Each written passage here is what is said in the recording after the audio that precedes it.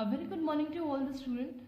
This video for the class 6th, subject science, chapter number 6, changes around us.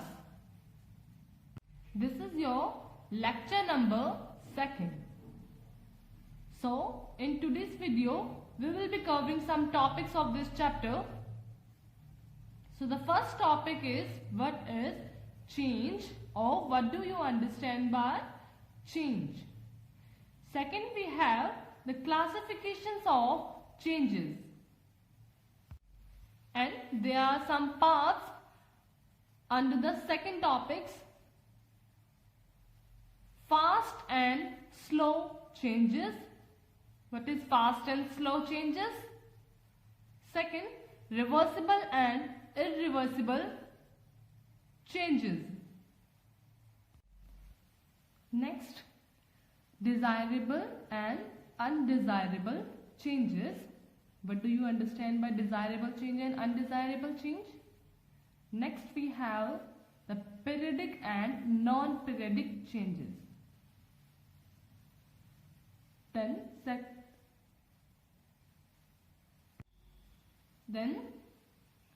second topic of the fifth part is physical and chemical changes.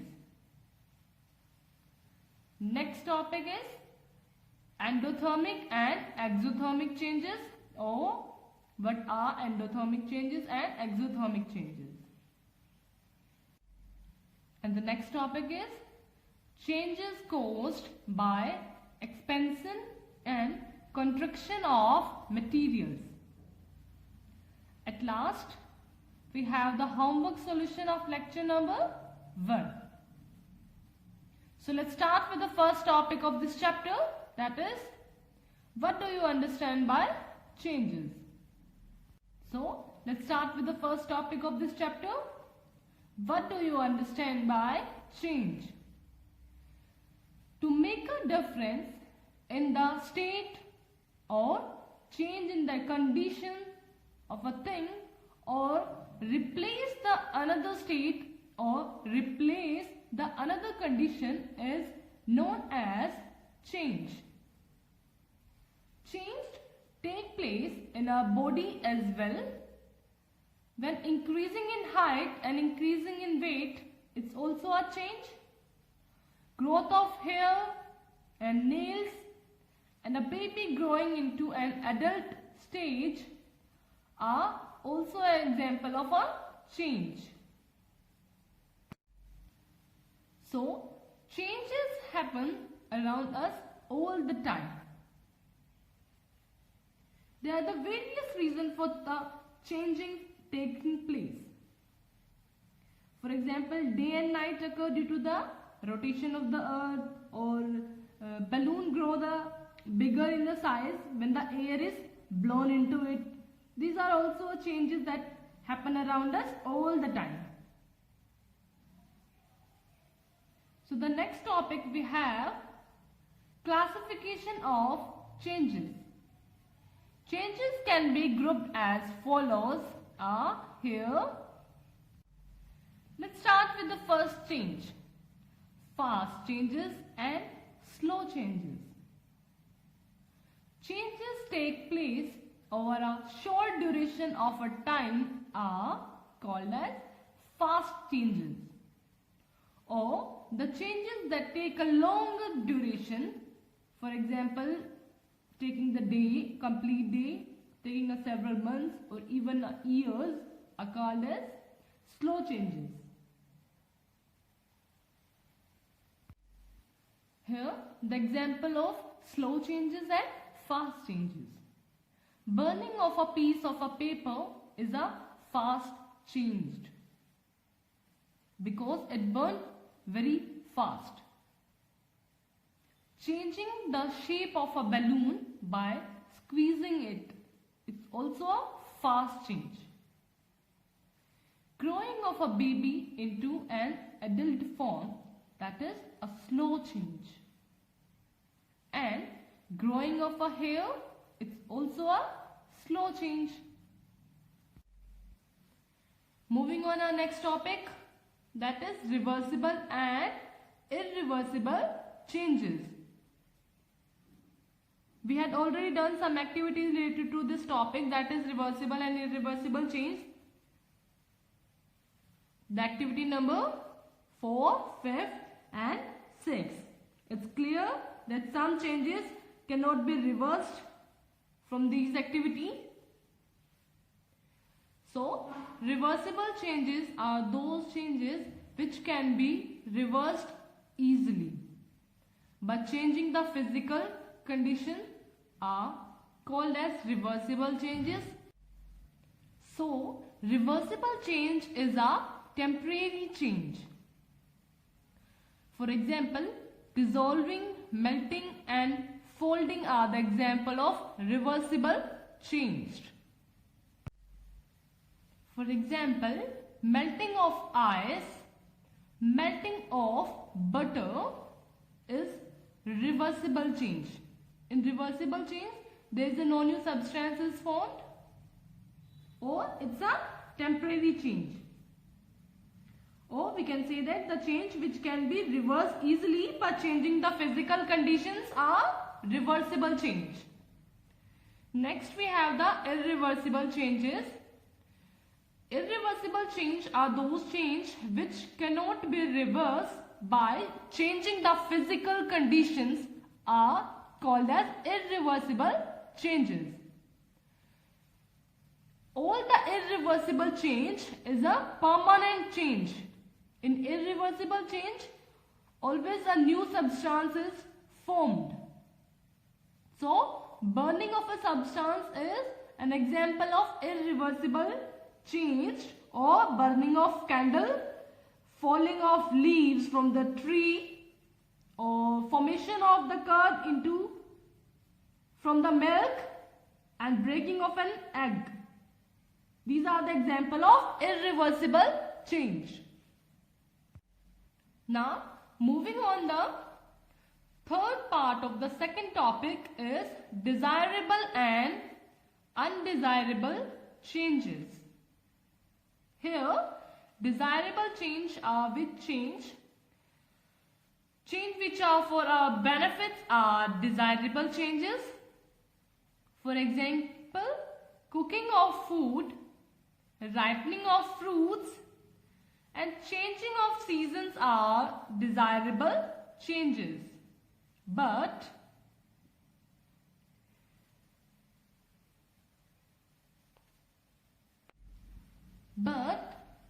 the irreversible changes result in the formation of a new materials which may be desirable.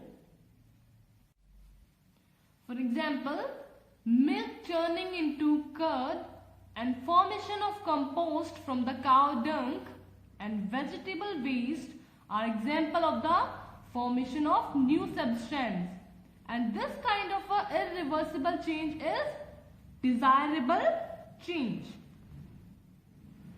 Okay, breaking of glass, rotting of the food, flooding of a river are irreversible, but also a undesirable change. So, next we have the undesirable changes. Undesirable changes are those changes which are harmful for us, are known as undesirable changes. Here are the example of undesirable changes. Flood, drought and accidents are the undesirable change. But breaking of a glass, rotting of a food and the flooding of a river are irreversible but undesirable also. So a change is desirable sometime and undesirable at other time. For example, burning of a fuel to get the heat and light is desirable change, and burning of a factory or a burning of a house is undesirable change. So, burning of a house is harmful for us, so it's an undesirable change. Burning of a fuel to get the heat and the light is a desirable change. Okay, it's for our benefit. So, change is desirable sometime and undesirable at the other time.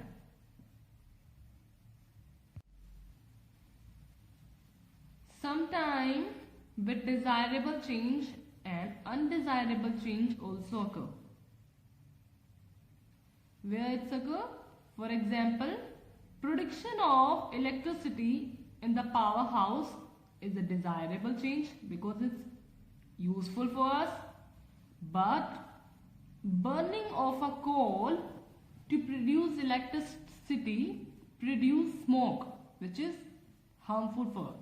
So, it's undesirable.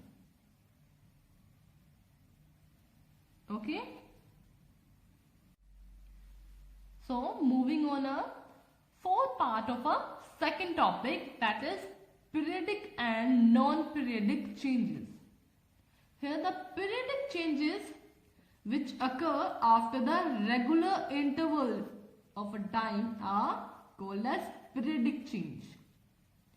For example, the phase of a moon, heartbeat and the tide in the sea water are the periodic changes. As you can see here, different phase of a moon. Here the changes in a regular interval. How the phase of a moon changes or how it's a periodic change? Because it takes the due duration of the time, first for the 14 days, second for the another 14 days. It takes a whole month for complete its cycle of changes of shade. Okay. Next, we have the changes, physical and chemical changes. Physical changes in which the basic composition of a substance doesn't change or new materials formed. No new material is formed is physical change. Physical change here, the shape and the size and state of a substance may change. For example, evaporation and condensation of water, stretching and relaxing of a rubber band, or making a paper board. It's also a physical change because we can revert back the paper into its original form. Then glowing of bulb are some example of physical change. Physical change are usually reversible. Next, we are going to talk about some chemical changes here. Chemical changes in which new substances are formed. New substances are formed that are possess the different properties. For example, curdling of milk, cooking of food, ripening of fruit, and rusting of iron. When the iron objects are left exposed to moist air, or when the iron object reacts with the water in the damp air, a reddish brown covering of rust is formed on the surface of iron. So, the chemical changes are usually irreversible. Moving on now. Next topic, that is endothermic or exothermic changes. Here in endothermic, the change which takes place by absorbing the heat is called as endothermic change. For example, evaporation of water occurs by absorbing heat from the surrounding.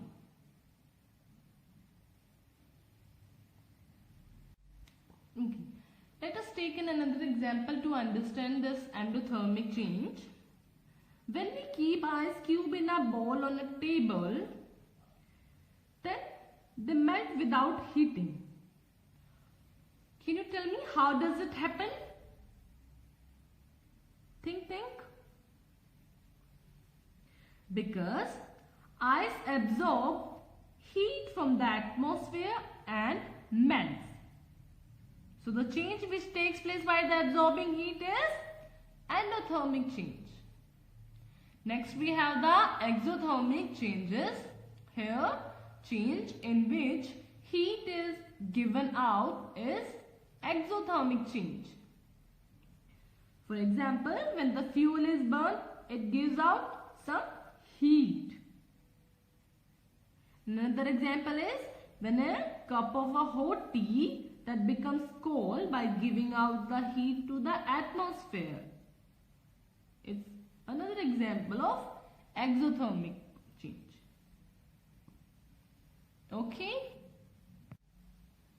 Now let's move on another last topic of this video or this lecture, that is changes caused by expansion and contraction of material. So what do you understand by the expansion and contraction? Here expansion means increase in size of an object due to heating is expansion, and the contraction is decreasing in size of an object on cooling is contraction. So the solid, liquid and gases all changes on heating. Heating can expand them, but the amount of expansion differs in solid, liquid and also in gases. Gases expand the most while the solid expand the least. Cooling causes material to contract. So solid contract the least while the gases contract the most. Here the expansion and the contraction in solids. Most of the solids expand on heating, but on cooling they come back to their original size. So as you can see here in this picture, it's an iron rim. Outside the is iron ring and the inner these are wood cart. Iron rim on a cart wheel. In this case, the wheel is made up of, this wheel is made up of wood, and the rim, these are the rim that is made up of iron. So the iron rim is made slightly smaller than the diameter of the wheel. So when we heat this, expand and fit on the wooden wheel. Then on cooling, it fits tightly around the wheel. This iron rim, when we cool this, it fits tightly around the wheel. So this is expansion and contraction in solid. Next we have the expansion and contraction in liquid. For example, in clinical thermometer used for measuring the body temperature. This is the clinical thermometer. Here, the bulb of thermometer contains the mercury, which expands on absorbing heat from the body. Then as a result, the level of mercury, this is the level of mercury, it rises in the glass tube, thereby indicating the temperature. If the bulb of the thermometer is dipped in the cold water, then the liquid contracts, and the level of mercury in the glass tube falls from the above. We conclude that the liquid expands on heating and contract on cooling. Next we have the expansion and contraction in gases. For example, balloon in a hot water or balloon in a cold water. As you can see here, this inflated balloon inside a room bursts more frequently in the summer than in winter. How? Because the heat causes the air inside the balloon to expand at the room temperature, and then this balloon bursts out. This shows that the gas expands on heating. If an inflated balloon is tied at the mouth of a bottle and the bottle placed in the cold water, what will happen? Then the balloon shrink in the size. This is because the air inside the balloon contract on cooling. So this is it about this today's lecture. Now we are discussing the homework solution of lecture number 1. This is the question that was given to you from the activity number 4. Was it possible to get the balloon back to its original shape and size? So the answer is no. This change cannot be reversed because it's an irreversible change. Next,